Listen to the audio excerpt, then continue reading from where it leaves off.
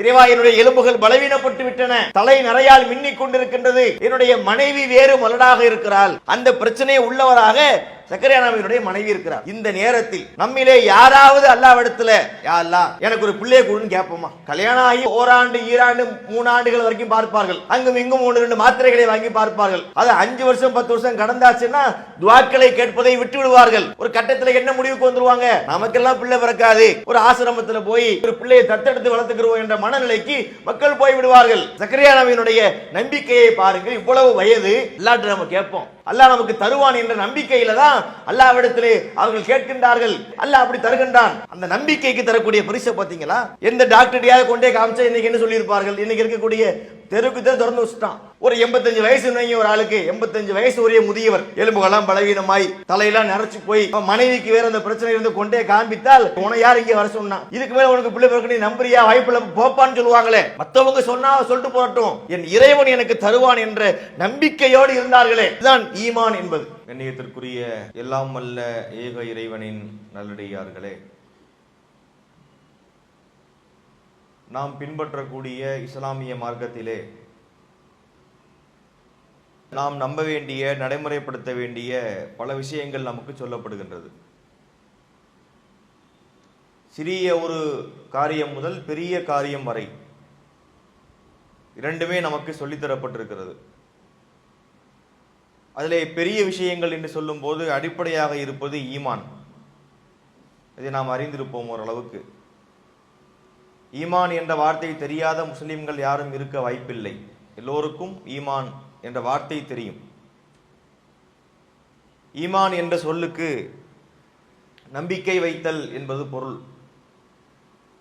அந்த ஈமான் என்ற சொல்லில் இருந்துதான் முஃமின் என்ற வார்த்தை வருது. ஈமான் என்றால் நம்பிக்கை, முஃமின் என்றால் அந்த நம்பிக்கையை உடையவர்.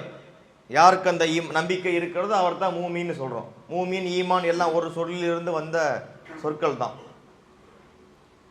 இந்த ஈமான் என்பது அடிப்படை என்பதை நம்ம அறிந்திருக்கின்றோம். அதிலே அடிப்படையான 6 விஷயங்களை நாம் நம்பிக்கை கொள்ள வேண்டும். ஒரு முறை ஜிப்ரீல் அலைஹிஸ்ஸலாம் அவர்கள் மனித தோற்றத்தில் வந்தார்கள். ரசூலுல்லாஹ்விடத்தில் வந்து சில கேள்விகளை கேட்கிறாங்க. மல் ஈமான், மல் இஸ்லாம், மல் இஹ்சான், அதாவது ஈமான்னா என்ன, இஸ்லாம் என்றால் என்ன, இஹ்சான் என்றால் என்ன என்றெல்லாம் சில கேள்விகளை கேட்கின்றார்கள்.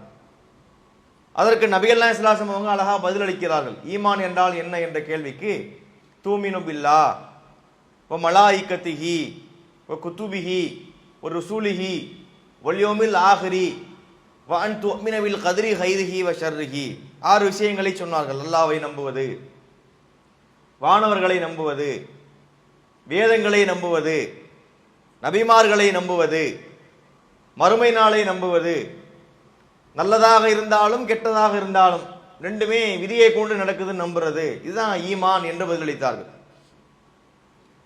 இந்த அடிப்படையான 6 ஈமான் கொள்ள வேண்டிய விஷயத்திலே முதன்மையானது என்பது அல்லாஹ்வை நம்புவதுதான்.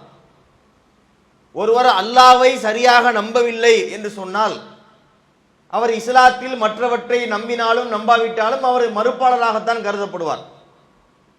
ஈமான்ல ரொம்ப அடிப்படையானது, முதன்மையானது அல்லாஹ்வை நம்பிக்கை கொள்வதுதான். ஒரு மனிதர் ரசூலுல்லாஹ்ட்ட வருகிறார், வந்து கேட்கிறார், குல்லி ஃபில் இஸ்லாம் கௌலன், நபி அவர்களே எனக்கு இஸ்லாத்தை பற்றி சொல்லுங்கள். அவர் பெரிய விளக்கத்தை எதிர்பார்க்கல, ரொம்ப சொற்ப வார்த்தைகளை தான் எதிர்பார்க்கிறார், சில கவுல்களை தான் எதிர்பார்க்கிறார். லா அஸ்அலு, உங்களுக்கு பிறகு நான் யார்ட்டையும் போய் இதை கேட்க மாட்டேன். அதாவது நீங்களே சொல்லி முடிச்சிருங்க, சிம்பிளா சொல்லி இதை முடிச்சிருங்க, தெளிவான விளக்கம் தேவை என்ற கருத்திலே சுருக்கமாகவும் எதிர்பார்க்கிறாரு, தெளிவாகவும் எதிர்பார்க்கிறார். ரசூலுல்லாஹ்ட்ட போய் இஸ்லாத்தை பற்றி சொல்லுங்கிறாங்க. அப்ப அவர் கேட்பது ஒரு பெரிய கேள்வி. அப்ப அதற்கு ஒரு அரை மணி நேரமா சொன்னா தானே அவர் அதை புரிந்து கொள்ள முடியும் அப்படின்னு நம்ம நினைப்போம். நபிகள் நாயகம் ஸல்லல்லாஹு அலைஹி வஸல்லம் அவர்கள் 2 வார்த்தைகளை சொன்னார்கள். என்ன சொன்னார்கள்? குல் ஆமன்து பில்லாஹி சும்மஸ்தகிம், இவ்வளவுதான் சொன்னார்கள். அல்லாஹ்வை நம்பினேன் என்று சொல், அதிலே நீ உறுதியாக நில், இதுதான் இஸ்லாம் என்று சொல்லி முடிச்சிட்டாங்க. முஸ்லீமிலே பதிவு செய்யப்பட்ட சஹீஹான ஒரு நபிமொழியாக இருக்கிறது. அல்லாஹ்வை நம்புவதில் தான் ஈமான் அடங்கி இருக்கிறது. இந்த இறைவனை நம்புதல் என்ற அடிப்படை இருக்குது ஈமான்ல. இதை பற்றி கூட இன்று நம்முடைய முஸ்லிம்கள்ல பலர் புரிந்து கொள்ளாமல் இருக்கின்றார்கள். அதை கூட பல பேர் கேலி கூத்தாக ஆக்கக்கூடிய நிலையெல்லாம் நம்ம பார்த்தோம் கடந்த காலங்களிலே. பெரியவங்களுக்கெல்லாம் தெரியும், 100 மசாலா என்று ஒன்று நடத்துவார்கள். மக்கள் எல்லாம் ஒன்றாக கூடி இருந்து கொண்டு அது சும்மா ஒரு கேள்வி பதில் மாதிரி போகும். அதை நடத்துவதற்கு என்றே சிலர் இருப்பாங்க, அவனை காசு கொடுத்து கூட்டிட்டு வந்து நடத்த வைப்பாங்க. அவர் புதிர் போட்டு கொண்டே இருப்பார். என்ன புதிர் போடுவார் அவர் கேட்பார்னா, ஈமானுக்கு எத்தனை கால் என்று கேட்பார். இறுதியிலே அவரே பதில் சொல்லுவார், ஈக்கு 6 கால், மானுக்கு 4 கால். ஈமான் 2ஆ பிரியுதுல, ஈ என்பதுக்கு அதுக்கு 6 கால் இருக்கு, மானுக்கு 4 கால் இருக்கு. அப்ப 6 நாளும் 10 கால். இப்படி விளையாட்டு பண்ணுவார்கள். அதே போல சொல்லுவார்கள், மானிலே பெரிய மான் அறுக்க முடியாத மான், மீனிலே பெரிய மீன் அறுக்க முடியாத மீன், மாவிலே நல்ல மாவு இடிக்க முடியாத மாவு அது என்ன என்று கேட்பார்கள். இதெல்லாம் கொஞ்சம் வில்லங்கமா சிந்திக்கக்கூடிய மக்கள் கேட்கிற கேள்வி. அதுக்கு பதில் வேற சொல்லுவார்கள், மானிலே பெரிய மான் அறுக்க முடியாத மான் அதுதான் ஈமான். ஈமான் என்பது என்ன, பெரிய மானா, அதை அறுக்க முடியாதான். மீனிலே பெரிய மீன் அறுக்க முடியாத மீன் அது என்னது, ஆமீன். மாவிலே நல்ல மாவு இடிக்க முடியாத மாவு அது என்ன, களிமா. களிமாவுல உள்ள இறுதி வார்த்தையை எழுத்து தூக்கிட்டு களிமாவை இடிக்க முடியுமா என்று இதையெல்லாம் ஒரு பெரிய வணக்கத்தை போல இந்த கேலி கூத்துக்கள் அனைத்தையும் வணக்கமாக இவர்கள் ஆக்கி வைத்திருந்தார்கள். வணக்கமாக நம்ப வேண்டியதை கேலி கூத்தாக ஆக்கி வைத்திருந்தார்கள். இப்படியெல்லாம் ஈமானை பற்றிய தவறான புரிதல்கள் மக்களுக்கு இருந்தது. ஈமான்னா என்னன்னு தெரியாது. சும்மா அல்லாஹ்வை நம்புறோம், அல்லாஹ்னு ஒருத்தன் இருக்கிறான் நம்புறது மட்டுமே ஈமான் என்று பலர் நினைக்கிறாங்க. இன்னைக்கும் மக்கள் நினைக்கிறார்கள். அல்லாஹ்வை நம்புதல் என்ற ஒரு வார்த்தை இருக்குல்ல, இன்னைக்கு போய் முஸ்லிம்கள்ட்ட கேட்டு பாருங்க, எங்க அல்லாஹ்வை நீங்க ஈமான் கொண்டிருக்கிறீங்களா, இன்னும் இப்படி கேட்டீங்க, எவ்வளவு நான் உறுதியாக நான் நம்பிக்கை வைத்திருக்கிறேன், அல்லாஹ்வை நான் நம்பி இருக்கிறேன், அவனை ஈமான் கொண்டிருக்கிறேன் என்று சொல்லுவார்கள். இந்த ஈமான் என்ற வார்த்தைக்கு விரிந்த பொருள் இருக்கிறது. அல்லாஹ்வை நம்புதல் என்றால் எப்படி நம்ம நம்புறது, இறைவன் என்று ஒருவன் இருக்கிறான், அவன் எங்க இருக்கிறான், அவன் அரிசியில் இருக்கிறான், அவன் தான் நமக்கு சாப்பாடு தர்றான். 1-2 விஷயங்களை நினைவு கூர்ந்து இவ்வளவுதான் இறைவனை நம்புதல், அல்லாஹ்வை நம்புதல் என்று அல்லாஹ்வை பற்றி உள்ள நம்பிக்கை மக்களிடத்திலே ரொம்ப குறைவாக இருப்பதை நம்ம பார்க்கின்றோம். இது அல்லாஹ்வை நம்புதல் தான், மாற்று கருத்து இல்லை. ஆனால் இது மட்டுமே முழுமையான நம்பிக்கையாக இருக்க முடியாது. இறைவனை பற்றி இஸ்லாமிய மார்க்கத்தில் சொல்லப்பட்ட எல்லா தகவலையும் நம்பிக்கை கொள்வதுதான் அல்லாஹ்வை நம்புறதுக்குரிய முழுமையான பொருளாக இருக்க முடியும். இதை புரிந்து கொண்ட மக்களாக நம்ம இருக்கணுங்க. இப்ப அல்லாஹ்விற்கு பல அழகிய திருநாமங்கள் இருக்கா இல்லையா? வலில்லாஹில் அஸ்மாவுல் ஹுஸ்னா ஃபதுஊஹு பிஹா, பல அழகிய திருநாமங்கள் இருக்கின்றன. அஸ்மாவுல் ஹுஸ்னான்னு சொல்றோம் இல்லையா, அழகிய திருப்பெயர்கள் இருக்கின்றன. அதை கொண்டே அவனை நீங்கள் அழையுங்கள். எத்தனை பேர் இருக்கு அல்லாஹ்வுக்கு. ரஹீம் என்று சொல்லுகிறோம், கருணையாளன். ரஹ்மான் என்று சொல்லுகின்றோம், அளவற்ற அருளாளன்.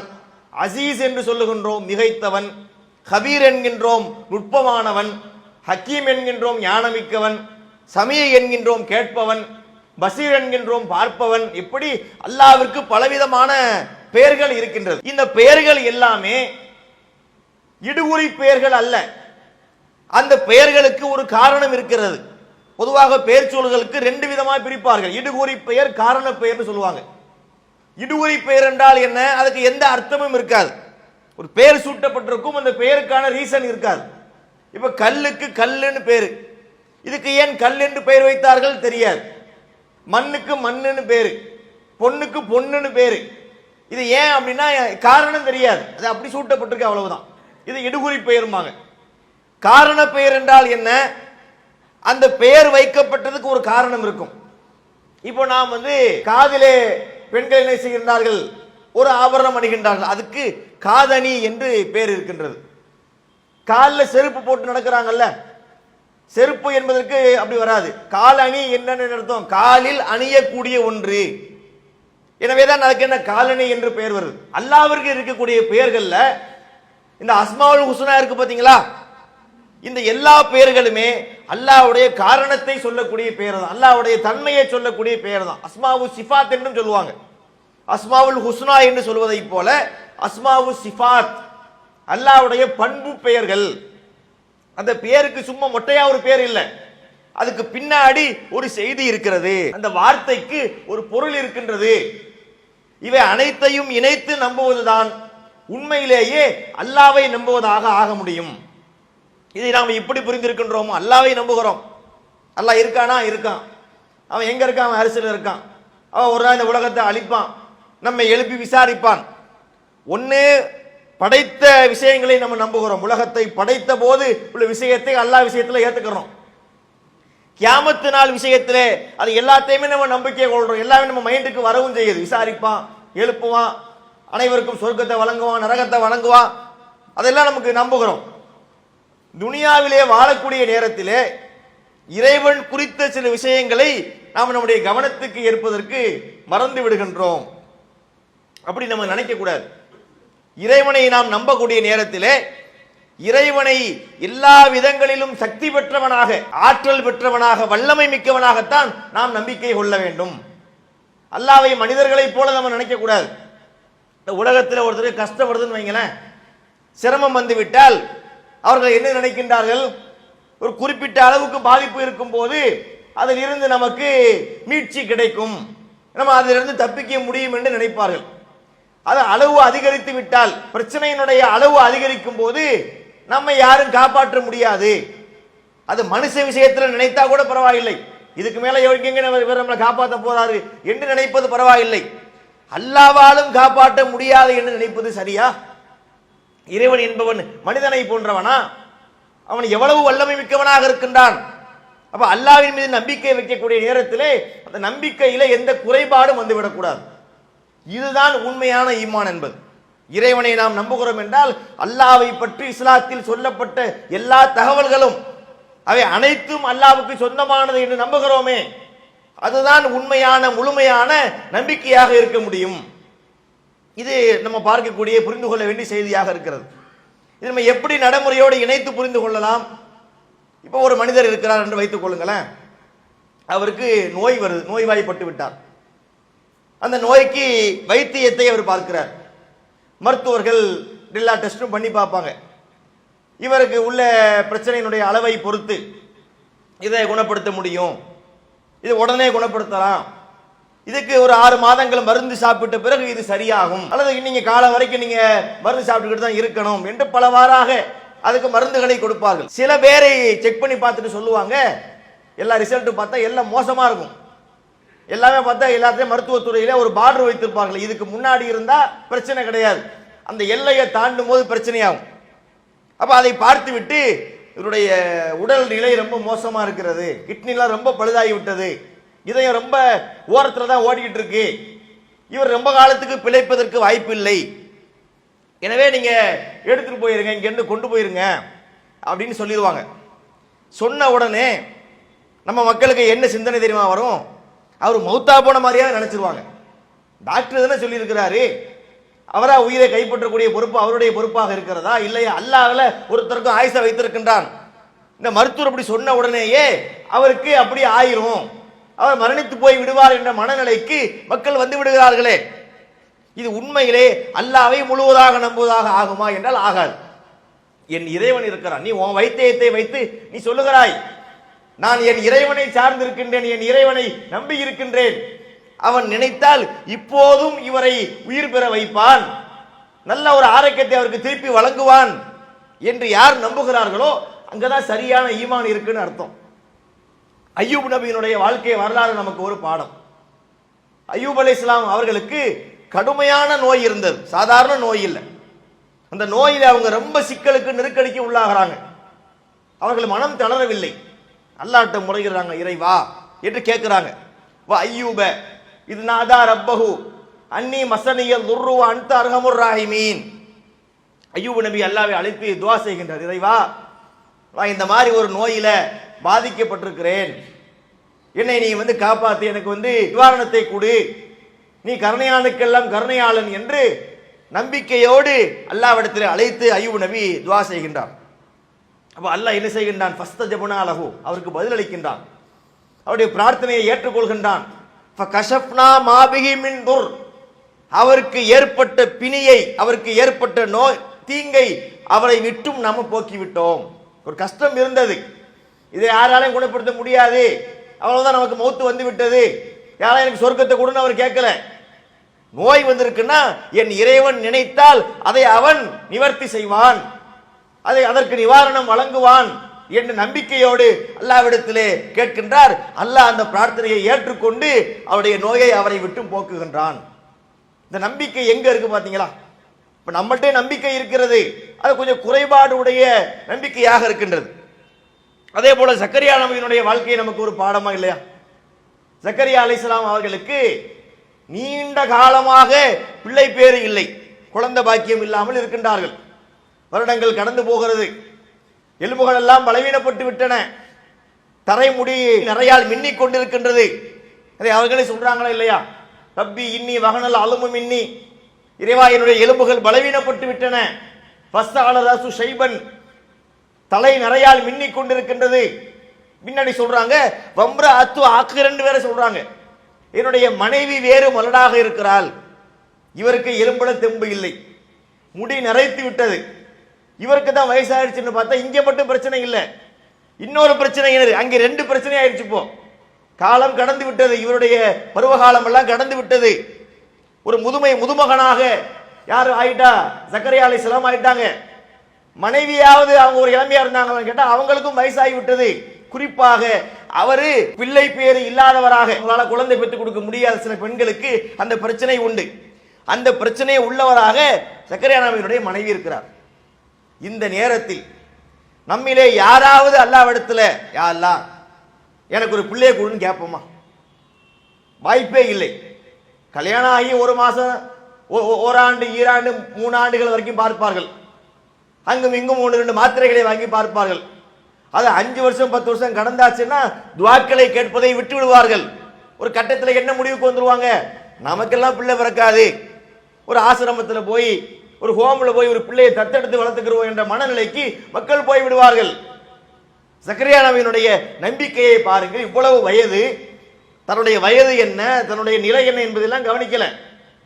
அல்லாஹ்ட்ட நம்ம கேட்போம், அல்லாஹ் நமக்கு தருவான் என்ற நம்பிக்கையில தான் அல்லாஹ்விடத்திலே அவர்கள் கேட்கின்றார்கள். அல்லாஹ் அதுக்கு பதில் அளிக்கிறான் பாருங்க. ஃபஸ்தஜபனா லஹு, நாம் அவரை தேர்ந்தெடுத்தோம்.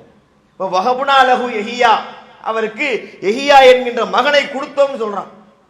சூரத்து மரியம்ல சொல்லக்கூடிய நேரத்திலே குழந்தையை தர்றேன்னு அல்லாஹ் சொல்கின்றான். அவருக்கு அதுல உடனே அதை ஏற்றுக்கொள்ளவும் முடியல, நம்பிக்கையோடு தான் கேட்டார். அல்லாஹ் தருவதாகவும் வாக்களிக்கின்றான். இருந்தாலும் அது உடனே கிடைக்கிற பொருள் இல்லை. இல்ல கடையில போய் காசு கொடுத்தா வாங்குற பொருளா? கருவாகி உருவாகி அது பல மாதங்கள் வயிற்றிலே சுமந்து 10 மாசத்துக்கு பிறகுதான் அது டெலிவரி ஆகும். அப்ப அவர்களுக்கு எப்படின்னு புரிந்து கொள்ள முடியவில்லை. அல்லாஹ்விடத்திலே அத்தாட்சியை கேட்கிறாங்க. ரப்பிஜ் அல்லி ஆயா, அல்லாஹ்வே எனக்கு ஒரு அத்தாட்சியை காட்டு என்று கேட்டார்கள். அப்ப இறைவன் சொல்லுகிறான், ஆயத்துக்க அல்லாஹ் து கல்லிமன்னாச ஸலாஸ லயாலின் சவியா, 3 இரவுகள் யாரோடு முன்னால் பேச முடியாது, அதுதான் உனக்குரிய அத்தாட்சி. அதாவது நல்ல பேசக்கூடிய தன்மை உடையவர் தான், அழகா பேசுவார், சூப்பரா பிரச்சாரம் பண்ணுவார். எப்போது அந்த மனைவி கருவை சுமந்து விட்டாரோ அப்போது இவருக்கு 3 இரவுகளுக்கு பேச்சு வராது. அப்போது இவர் புரிந்து கொள்ள வேண்டும், நமக்கு குழந்தை ரெடியாகி விட்டதுன்னு புரிஞ்சுக்கங்க என்று அல்லாஹ் அப்படி தருகின்றான். அந்த நம்பிக்கைக்கு தரக்கூடிய பரிசை பார்த்தீங்களா? எந்த டாக்டரையாவது கொண்டே காமிச்சா இன்னைக்கு என்ன சொல்லியிருப்பார்கள்? இன்னைக்கு இருக்கக்கூடிய தெருக்கு திறந்து வச்சுட்டான். ஒரு காலகட்டத்தில் பார்த்தா குழந்தை பெற்காதீங்க, ரொம்ப குறைச்சிக்கங்க, நாம் இருவர் நமக்கு இருவர்னா, அப்ப நாம் இருவர் நமக்கு ஒருவர்னா, அப்புறம் நாமே குழந்தை நமக்கேன் குழந்தைனா, குழந்தைய ரொம்ப பெக்காதீங்கன்னு பிரச்சாரம் பண்ணிட்டு கிடந்தாங்க. இன்னைக்கு உள்ள நிலையை பார்த்தா பல பேருக்கு குழந்தை இல்லாமல் இந்த பிரச்சனை பலர்கிட்ட பெருகி இருக்குது. அங்கங்க பார்த்தா பல ஆஸ்பத்திரிகளை திறந்து கருத்தரித்தல் மையம் என்று வைத்து நடத்துகிறார்கள்.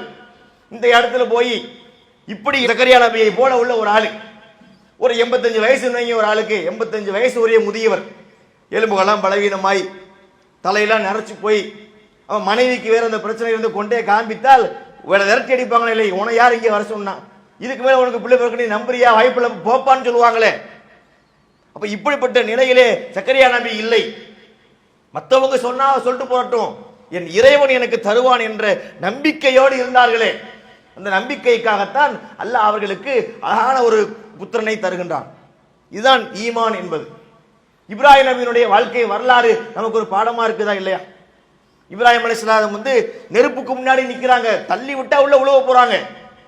இந்த நேரத்தில் யாராவது அல்லாஹ்ட்ட கேட்டுக்கிட்டு இருப்பாங்களா? யாரெல்லாம் காப்பாத்துன்னு கேட்பாங்களா? பிரார்த்தனைகள் இருக்கும், அதை மறுப்பதற்கு இல்லை. இப்போ ஒரு ஆளுக்கு தூக்கு தண்டனை கொடுக்குறாங்கன்னு வச்சுக்கிறோமே, தூக்கு மேடைக்கு போய் விட்டார், அதுக்கு டைம்லாம் வச்சிருப்பாங்க, ப்ரொசீஜர்லாம் உண்டு. பின்னாடி கைகள் கட்டப்பட வேண்டும், இத்தனை மணிக்கு டைம் போட்டிருப்பாங்க, தலையில ஒரு துணி போடப்பட வேண்டும், கழுத்துல ஒரு ரோப்பு மாட்டணும். அந்த டைம் வரும்போது லிவரை இழுத்துருவாங்க, அவர் கீழே விழுந்து தொங்கிடுவார். குறிப்பிட்ட நேரம் தொங்கின பிறகு டாக்டர் வந்து பார்ப்பாரு, உயிர் போய் விட்டதுன்னு சொன்னால் அவங்க அங்கே இது பண்ணி குடும்பத்தாட்ட ஒப்படைச்சிருவாங்க. இதுதான் ப்ரொசீஜர். இப்போ ஒரு குற்றவாளியை கூட்டு போறாங்க, கூட்டிட்டு போய் டைம் ஆகிவிட்டது, தலையில துணியை போட்டாச்சு, கழுத்துல கயிறை மாட்டியாச்சு, லிவரை இழுக்க போறாரு. அந்த ஜெயிலர் இழுத்தா இவர் தொங்கிடுவார். இந்த நேரத்தில் யாராவது யா அல்லாஹ் என்னை காப்பாத்துன்னு நம்ம கேட்போமா? அந்த நிலையோடு நீங்க புரிஞ்சு பார்க்கணும். பொதுவாக கஷ்டம் வரும்போது அல்லாட்ட கேட்போம், அதெல்லாம் மாற்று கருத்து இல்லை. இப்படிப்பட்ட ஒரு இறுதி நேரம் சொல்லுவாங்கல்ல, கழுத்துல கொண்டு வந்து கத்திய வைக்கிற மாதிரி ஒரு நேரம், கழுத்துல கொண்டாந்து கயிறை மாட்டின இழுத்தா ஒரு செகண்ட் தான் அடுத்தவர் தொங்க போகிறார். இந்த நேரத்தில் யாராவது யா அல்லாஹ் என்னை காப்பாத்துன்னு கேட்போமா? கேட்டால் தான் அது ஈமான். இப்ராஹிம் நபி அப்படித்தானே கேட்டாங்க, நெருப்புக்கு முன்னாடி நிக்கிறாங்க, தள்ளிட்டான், யா அல்லாஹ் ஹஸ்புனல்லாஹு வ நிஅமல் வக்கீல்னு கேட்டாங்க. தான் அல்லாஹ் பரிசீலிக்கின்றான், இந்த நெருப்புக்கு கட்டளை போடுகின்றான், யானாரு கூனி பர்தன் வ சலாமன் அலா இப்ராஹிம் என்று சொல்லி இப்ராஹிம் நபியை நெருப்பிலே இருந்து மீட்டெடுக்கின்றான். அப்ப இது போல ஈமான் என்று சொன்னால் அல்லாஹ்வின் மீது அசைக்க முடியாத நம்பிக்கையை நம்ம வைக்கணும். மனிதர்களை போல நினைக்க கூடாது. இந்த மனிதனுக்கு இது முடியும் இது முடியாது என்று ரெண்டு நிலை உண்டு. சாத்தியம் அசாத்தியம் என்று சொல்லுவார்கள், அது மனுஷன்ட்ட உண்டு. அல்லாஹ்விடத்தில் அப்படி இருக்குதா? அல்லாஹ்வின் புறத்திலே அசாத்தியம் என்று ஒன்று இல்லவே இல்லை. அவனுக்கு எல்லாமே சாத்தியம்தான். என்ன நினைத்தாலும் அவன் செய்வான். அவன் நினைச்சான்னா எதை வேணாலும் செய்ய முடியும். அப்படிப்பட்ட வல்லமை மிக்கவனை உறுதியாக நம்பக்கூடிய மக்களாக நாம் இருக்க வேண்டாமா? இன்று பாருங்கள், நம்முடைய நாட்டை எடுத்துக்கொள்வோமே, எத்தனை விதமான பிரச்சனை நமக்கு இருக்கு, எவ்வளவு நெருக்கடிகள். ஒரு பக்கத்தை பார்த்தா சட்ட ரீதியை வஞ்சிக்கப்படுகின்றோம், நம்முடைய வக்ஃபு நிலங்கள் பறிக்கப்படுகிறது, பலவிதமான உரிமைகள் நம்ம இழந்து நிற்கிறோம். வட மாநிலங்களில் முஸ்லிம்கள் பலவிதமான தாக்குதலுக்கு உள்ளாக்கப்படுகின்றார்கள். முஸ்லிம்களுடைய வீடுகள் புல்டோசர்களை கொண்டு இடிக்கப்படுகின்றது. இவ்வளவு கஷ்டங்கள் இருக்குதே. இது வரும்போது நம்ம என்ன மனநிலைக்கு ஆளாகிறாங்க சில பேர். அன்னைக்கெல்லாம் ஒரு பெரியவர் சொல்றார், என்கிட்டே சொல்லுகிறார், என்ன சொல்லுகிறார், அவ்வளோதான் தான், நம்ம கதையெல்லாம் முடிச்சிட்டாங்க தா, நம்மளாம் இனி வாழ முடியாது தா, கொஞ்சமா ஒண்ணுன்னா நம்ம கருவறுத்து முஸ்லிமா இல்லாம ஆக்கிடுவாங்க என்ற நிலையிலே விரக்தியிலே பேசுகிறார். அங்க ஏன் அல்லாஹ் இருக்கிறான் என்ற நம்பிக்கை நமக்கு வர்றதில்லை?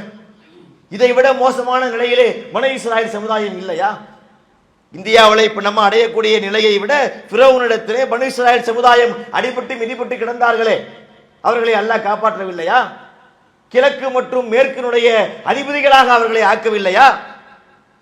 அல்லாஹ் நினைச்சான்னா எதையும் செய்வான் என்ற நம்பிக்கை நம்மிடத்தில் இருக்க வேண்டும். எனவே எல்லாம் அல்ல அல்லாஹ்வின் நல்லடியார்களே, அல்லாஹ்வை நம்பி இருக்கின்றோம். அந்த நம்பிக்கை என்பது ஒரு குறைந்த சுருங்கிய பொருள் கொண்டதாக நாம் நினைத்துக் கொண்டிருக்கின்றோம். அப்படிப்பட்டது அல்ல.